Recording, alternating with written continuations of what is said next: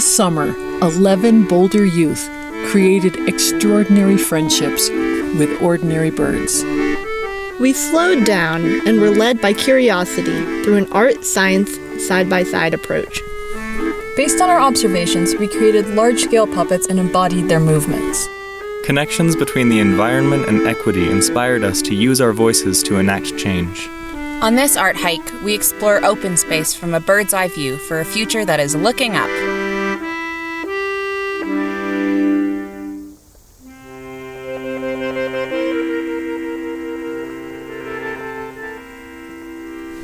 Dear Robin, it is often said that your first home is a pine tree, a prickly place where it is difficult to find comfort among the needles, but where it is always green. It is said that you do not return the following year, you build a new nest, in the bushes and shrubs and leafy green trees. Each year you build a new nest, hopefully one that is better than the last. I come to you now, dancing beneath the branches of your first home, in hopes that we may build a new home together, one that is better than this one now, one that benefits both you, me, and the natural world. It is going to be hard. It is going to be prickly, and it is going to be uncomfortable. But I have hope as I stand below these evergreen trees, a symbol of this resilient life. That is the difference. You, with your iridescent green and nectar-filled energy, your presence giving life to the air. You, territorial and warrior, dancing in a free form, diving to attract a mate, never looking back, even when flying backwards. Me, analyze and reassess, my brain a mess, with unfinished goals for change. But in vain, I fear, because what if I change and end up with less? That is the difference.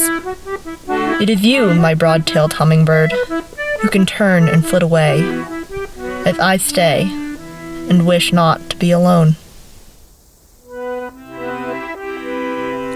I am a blue jay. To the outside, a stained glass mosaic of blues and whites.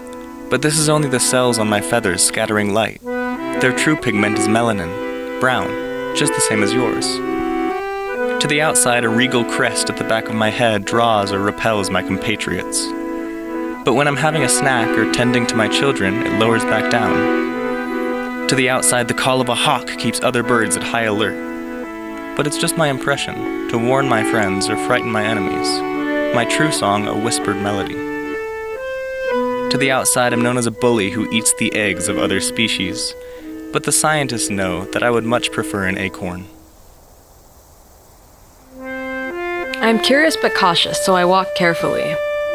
I am a scavenger, so I scavenge, peck, search, and follow what catches my eye. I am a social bird. I caw to other crows, but when afraid, I lean down and spread my wings to caw. I find no need to migrate. Although some who live in truly cold places do, I live in Colorado year-round. When I was a fledgling, my older sister and brother helped take care of me. When I step out of this world from a bird's eye view and into a human view, I realize I'm similar to you, crows, in all of these ways. You are social, smart, you help each other, and often have lifelong partners, and because of your adaptability, are able to live nearly everywhere, just like us. Through all of our connections, you have shown me that there should not be a separation between humans and the natural world. You're all sharing the same air, the same trees, the same water, the same world.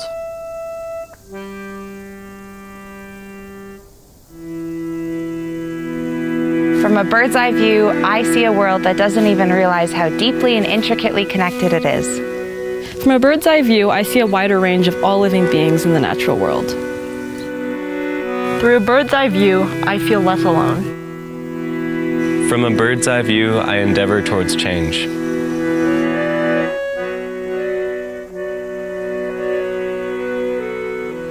We do this to co-create an equitable, survivable, and thrivable future for all life and the ecosystems upon which life depends.